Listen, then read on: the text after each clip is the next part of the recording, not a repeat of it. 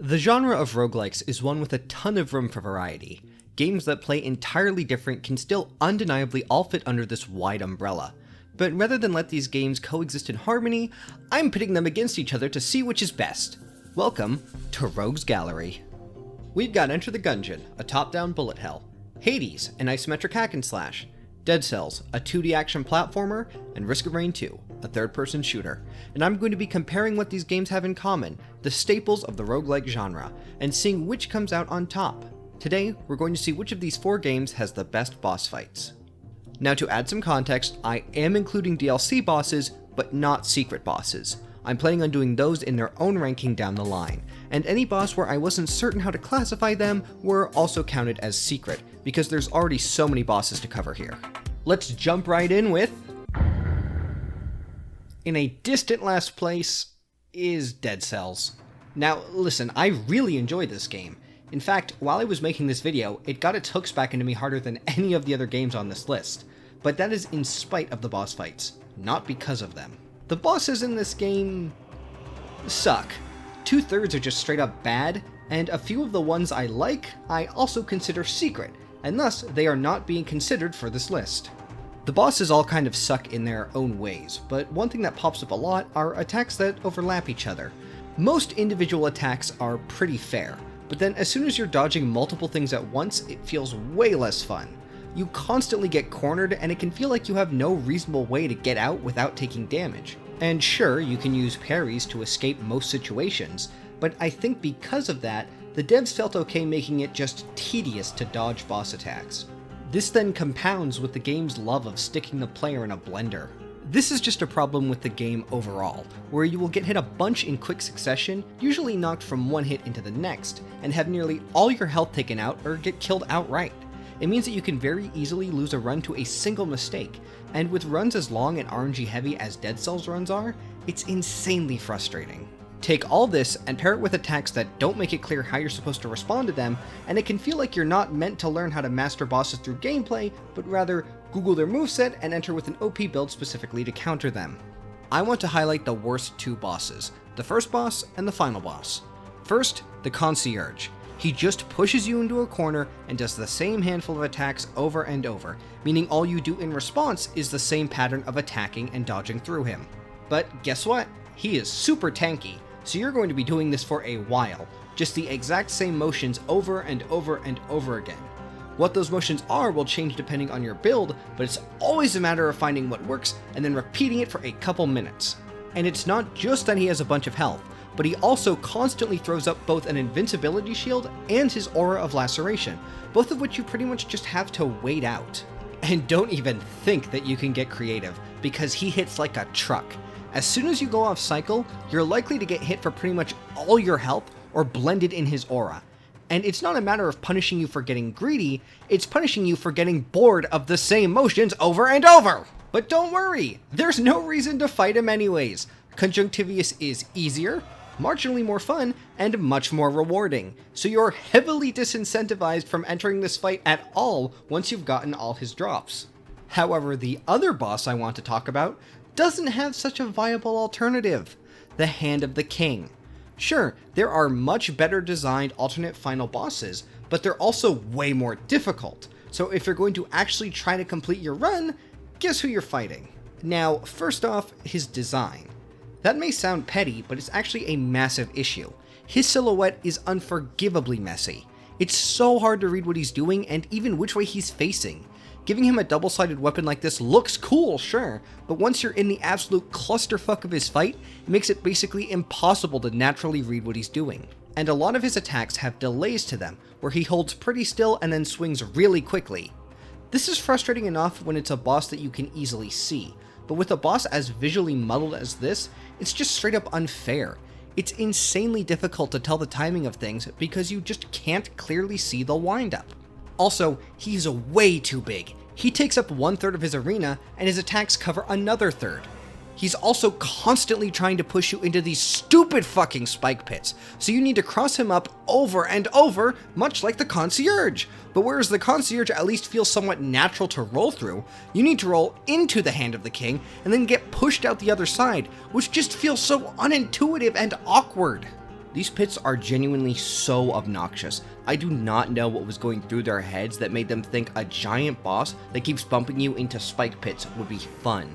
And as somebody who has beaten him numerous times on the highest difficulty, I can say that the trick is not to master his patterns or learn his movements, it's to come in with enough DPS that you can kill him before he kills you with some bullshit. But what about the rest of the bosses? Well, the tentacles are janky to the point that they desperately need to be patched. Her tells blend into the background and hide behind the UI way too much. Way too hard for a tier 1 boss, and straight up unfair if you go melee. A screen cluttering, projectile spam clusterfuck.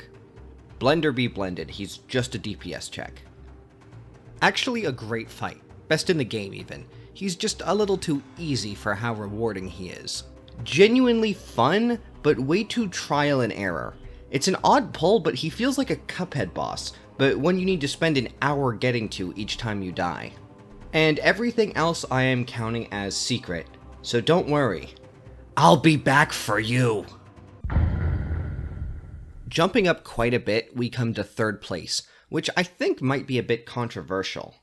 Hades. I spent a lot of time debating on whether or not this should be in 3rd or 2nd place, and eventually I settled on 3rd.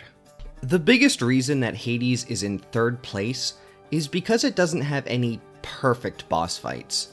Hell, I'd say even Dead Cells gets closer to having a perfect boss. Every boss in Hades has some flaw.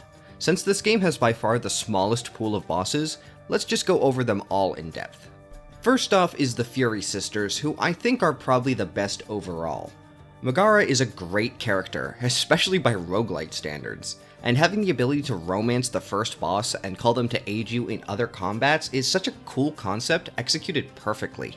It's genuinely really fun seeing her dynamic with Zagreus change as you get to know her. However, the first boss is actually 3 boss fights, because you have a random chance of facing either Megara, Alecto, or Tisiphone.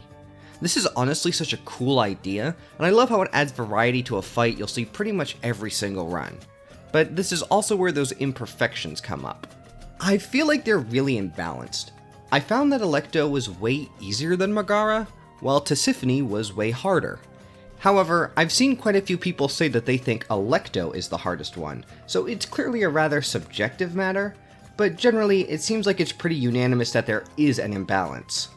As for the writing of the other 2 sisters, Alecto is pretty funny, but she's very shallow, because you don't get to talk with her outside the boss fight like you do with Megara, so you never have that same sort of satisfying arc.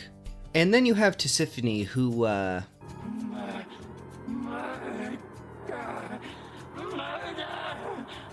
isn't very talkative, so you don't even get the fun interactions that you get with Alecto. And as far as I'm aware, there isn't any sort of mythological precedent for this. In myth, she's just as talkative as the others, so this was a choice on the game's part. It kinda feels like with each Fury sister, they put in half as much effort writing them as they did the previous one. The next boss is the Bone Hydra, and they're a mixed bag. I do enjoy them mechanically, but they're too easy. I've never once lost a run to them. The first time I made it to Asphodel, I cleared it in its entirety without much issue. They also don't speak at all, so there's even less of a dynamic with them than there is with Tisiphone. Zagreus at least has some very funny quips, but, well, I would have preferred the boss have a personality as well. Then we get to Theseus and Asterius, who I am very conflicted on. It's a duo boss fight, but let's talk about them separately and then discuss how they work together. So first, Asterius. I like him. You get a chance to fight him one-on-one, and it's fun. He cares only for battle and seems quite content in that pursuit, so it's fitting that you only get to talk to him right before and after a fight. And you have much more in-depth conversations with him than you do with Alecto. He's fun to fight as well, he's just a big guy who goes crazy swinging his axe. As for Theseus, he is absolutely hilarious. He is a total asshole, like he was in real life, and it's played so perfectly. He's just so pompous and insufferable and so fun to hate. But, god damn, he is annoying to fight. And while yeah, that does fit with his personality, it's still not fun.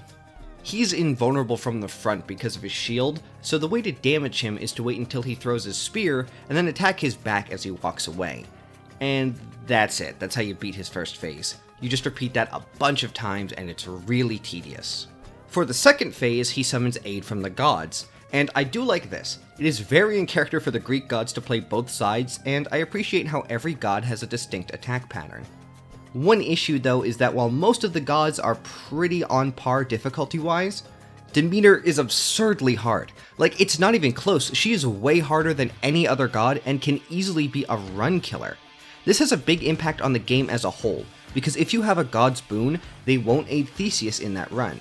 Without keepsakes, you will only get boons from 4 different gods per escape attempt, so this heavily incentivizes you to always lock in Demeter, which can make runs feel a bit samey. As for how Theseus and Asterius work together, well, it's basically just a less fun Asterius fight. You want to take out Asterius before you knock Theseus into phase 2, since it's very difficult to dodge both him and the gods. That means that the fight generally always progresses in the same way, in that the first half is just the Asterius fight, but this time with an annoying projectile. And then there's the final boss, who some people consider a spoiler, but like, the game's called Hades. He's sitting menacingly on the main menu, and just look at the guy, he is so obviously the final boss. And how well does he fill that role? Well, I don't like how they handled a lot of his boss design. The entire vibe that the fight goes for is that everyone else has failed to stop you, so he is stepping in to do it himself. It's now a personal fight between father and son. And how does the game represent that? He goes invisible and throws minions at you. Now, I don't mind the invisibility, since the Helm of Hades turning people invisible is such a prominent piece of myth, but I really don't like how he summons minions. I think it completely undercuts the whole, if you want something done right, you have to do it yourself vibe that the fight aims for. And, well, the whole thing about the underworld is that you can't leave. That is the entire premise of the game, that Hades is trying to stop you from leaving the underworld. It needs to be inescapable, so why is he bringing a bunch of random wrenches to the surface? Now, I do think the second phase fixes a lot of the issues with the flavor of the fight. It captures that feeling of an intense mono-e-mono duel much more effectively. However, I always find it easier than phase 1. His difficulty is kind of a problem overall though. He's a very hard to learn but easy to master boss. It took many tries to beat him once, but as soon as I did, I could win against him very reliably. And that's not really a great spot for a roguelike boss to be, because it means he's an obnoxious difficulty wall until you win, from which point onward he is very underwhelming. But if you use the extreme measures modifier, it makes a few changes to the boss fight. One of those changes is the addition of a third phase, one which is rather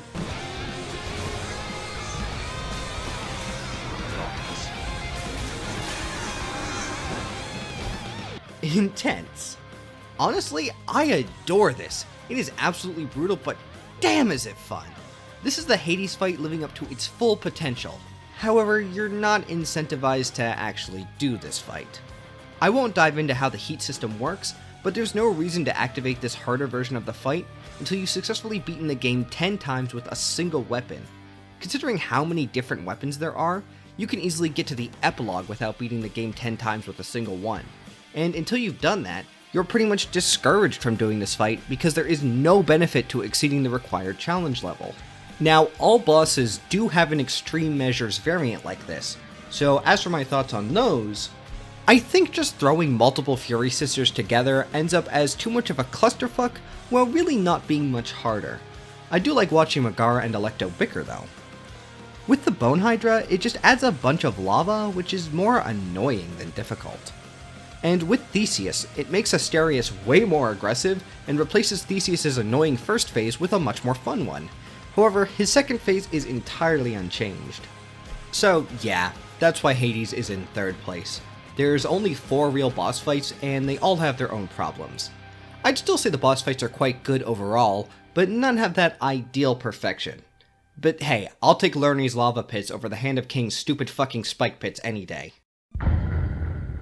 As I said before, it was really a toss-up for this placement between this game or Hades, so they're genuinely pretty close in quality. In second place is Risk of Rain 2. Now, the way this game handles boss fights is pretty unique.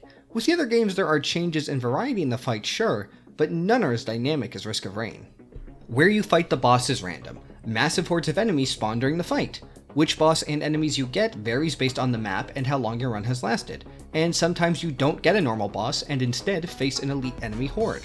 And despite all this variation, the boss fights are pretty reliably fun. The reason it works is because the bosses only ever have a few attacks, meaning you're able to quickly learn everything they can do. The challenge comes from playing around those attacks and balancing cutting down the enemy horde, killing the boss, and staying close enough to the teleporter to charge it. Sometimes it's worth ignoring one of these aspects to focus on the other two. Maybe you want to focus on killing the boss and simply kiting the enemy horde while the teleporter charges. Maybe you leave the charging radius so you can take the boss out from afar and then come back in once they're dead. The teleporter system is genuinely brilliant and a really fun way to end stages. It's fun when it's a brutally intense challenge where you're fighting for survival, and it's satisfying when you get powerful enough that you can obliterate everything that dares show its face within a quarter mile of you. Now, if you've got a strong run, sometimes it can feel like you have to just wait around for a bit too long. But considering the whole time equals difficulty system, it makes sense for teleporters to require a time investment. And hey, there's always focused convergence. As for the boss selection, well, let's do another lightning round. Simple, easy, a good early run boss that every character can handle, while also scaling well when spawned in droves late game. Their attacks are fine alone, but early game they can feel too oppressive if they overlap. Mostly good, but I think their Genesis Supernova is too strong for a first level boss. Stop healing, you fucking asshole. Good, but I feel like they should be squishier with how much damage they deal. Fun fight, both menacing and cute. Why can't we be friends? I like how they have distinct strengths and weaknesses, but that doesn't make waiting out their shield any less annoying. Fun when they're in your face, but a lot of the fight is spent chasing them or waiting for them to pop back up. Cool design, but I feel like they're just kinda boring to fight and easy to cheese. The solar flare is way too oppressive and unfun, ruins an already meh boss. Their stronger attacks make them way more engaging than the magma worm, and goddamn they are cool. Cool concept, but with their random nature, they tend to either be a pushover or frustratingly overpowered. The thing that I think genuinely holds back the boss fights, and what made me consider putting Risk of Rain in third place, are the boss's special attacks. Many of them are impossible to avoid if you're within range. You see, the way you're supposed to avoid these attacks is by seeking cover, putting something between you and the boss. When the teleporter's in a good location, this is a lot of fun. You can't just camp out near cover because you don't want the enemies to swarm it, so rather you need to fight the boss with an escape plan in mind. But when you get a bad teleporter location, one where there's no cover nearby, they become horrible to deal with. You genuinely can't avoid these attacks if you don't have cover, so it can lead to scenarios where you're forced to just move far away from the boss and plink away at them from a distance, since if you get any closer, you can't avoid their special. The most egregious, as I mentioned before, is the Grandparent. They hold a star above their head that does insane damage to pretty much everything caught in its light. I will say there are some cool things about this attack. It also damages most enemies, so you can use it to your advantage, and the intense bright light it casts looks awesome while also making it easy to see what areas are safe. But the Grandparent is completely immobile, so if you get a teleporter in a place without decent overhead cover, you're just screwed. You can't lure it somewhere more advantageous. You just have to play it safe from really far away unless you have the DPS to kill it before it can get the attack off. Also, your drones don't know how to avoid the attack, so this usually wipes them all out, which is annoying. All of this had me pretty set on putting Risk of Rain 2 in third place, but this game has something Hades doesn't. The truly perfect boss fight.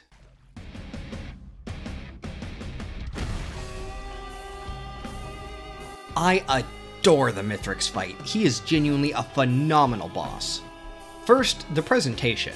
I mean, just compare the build-up of Mithrix and Hades. The build-up to Mithrix has you making your way past his creations in a beautiful map while one of the best songs ever composed for a video game plays. The build-up to Hades has you fight a bunch of rats in a gross temple. And then once you're in the fight, you get another absolute banger of a track with You're Gonna Need a Bigger Ukulele. Now, I like the Hades fight music, especially the Phase 3 guitar shredding, but it's just not a contest. And let's talk about his animations. Mithrix just looks so damn good. His motions are super fluid, and I love the way his momentum feels like it carries into his insanely strong hammer swings. All of this just makes him so fun to fight. It's truly a spectacle against an incredibly menacing boss who relentlessly chases you down. And while he also summons minions, Mithrix is a crafter throwing his creations at you. It works much better thematically. Now, he does have his controversial fourth phase where he takes all your items.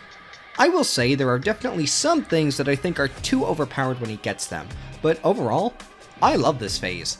I think his moveset is simple enough that it's fair, and it's just so cool having your massive pool of broken synergies turn against you, forcing you to depend almost entirely on your skill as a player, but also leaving room for strategy by letting you keep your equipment. It's just a great fight that makes a satisfying way to end a run. And in first place is Enter the Gungeon. Honestly, it really wasn't a competition.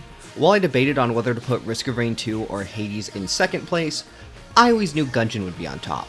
The boss fights in this game are absolutely phenomenal. Bullet hells tend to have good bosses because they let the devs design their fights in a very intentional way. The boss fights in Enter the Gungeon are just fun. It's much easier to articulate a flaw with a boss fight than it is to explain why it's enjoyable.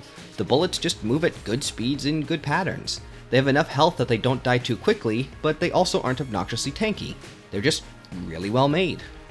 Because the player character has an incredibly simple moveset with only a couple items that make fundamental changes to it, they're able to design the bullet patterns with your capabilities in mind. This means that generally it just feels good to fight the bosses, because whether or not you avoid getting hit is a matter of skill, not how good your items are. Alongside this, the game does a great job making the bosses easy to learn but hard to master, and because of how naturally they fit into the gameplay loop, it's actually much harder to separate them from everything else, whereas you can easily do it with these other games. It's really not that hard to beat any of the bosses in the game, because a normal hit will only do 1 damage, and the rare super dangerous curse shot will do 2. You're never going to get instantly killed by a boss, and the generous amount of invincibility frames you get after being hit means you can very easily get to safety after taking damage. If you go into a boss with enough health, you can generally tank your way to victory, even if you do horribly. And this is brilliant. This gives you much more incentive to do really good in the gameplay leading up to the boss. In these other games, bosses do way more damage than the average enemy, but because of the flat damage in Enter the Gungeon, it means a very easy to avoid hit you take from a normal enemy is one less hard to avoid hit you can tank from the boss. That means if you're struggling with a boss, rather than just having to bash your head against it repeatedly, you can give yourself an advantage by mastering the easier normal enemies. But then it continues with the absolutely brilliant Master Round system. You see, if you defeat a boss without getting hit, you get a Master Round, which increases your maximum HP by 2. So if you're really struggling once you get to the second floor, you can focus on mastering the floor 1 boss fight, so you go into this new floor with more health. Do you see the loop here? Master the floor so you have an easier time learning the boss, master the boss so you have an easier time learning the next floor. It keeps you in a constant cycle of learning and mastering. Even the bullet patterns themselves incentivize learning and mastering. When you're unfamiliar with a boss's attacks, your main response to anything is going to be dodge rolling. You'll be absolutely spamming that the second any bullet even comes close to you. But the thing is, when you're rolling, you're not shooting. And while there are plenty of attacks where the only reliable way to dodge is to roll, many of them can be avoided with precise movement. You're heavily incentivized to master dodging attacks this way, because it means you can continue to damage the boss even while they're attacking you, rather than needing to wait for an opening. The bosses are just so well made on every scale, from the way they all fit into the game as a whole, to the way every single shot moves. And even though I do have my complaints about some bosses, I genuinely like all of the normal bosses in the game. I don't think there's a single one that isn't fun to fight. So let's cap this video off with one last lightning round. Amazing duo fight. Their attacks are simple and intersect perfectly. Great fight. Love his funny little Chancellor, but he's a bit too tanky, especially if you don't get a good gun. Way too much room variety. Makes him either the easiest or hardest first boss. A great and iconic concept that feels wasted on an easy second floor boss. Petrification doesn't lock you in place. 10 out of 10 for that alone. They're a genuinely fun fight as long as you're just focused on winning. If you're determined to get the Master Round, it's very frustrating because of their high difficulty and random attack patterns. They're a bit easy for floor 3, and they go invulnerable too frequently for too long. Again, too much room variety. The pillars make the fight way easier if they spawn. Great fight, but the camera is too zoomed in during it. He also disappears too much, and the random ambient bullets are dumb, but the fight still ends up being rather fun overall. They're too hard to learn, easy to master, because they're such glass cannons. Great fight, though I think it would have worked better if he barfed poison instead of fire. A good, difficult boss fight where victory is a matter of learning how to avoid their meticulously designed attacks. You cannot out DPS them, and they also won't instantly kill you. It's brutal, but fair. Thank you to all my patrons, and shout out to Audie T, Amy Lech, Ilya Kukushkin, and Samuel Wagner.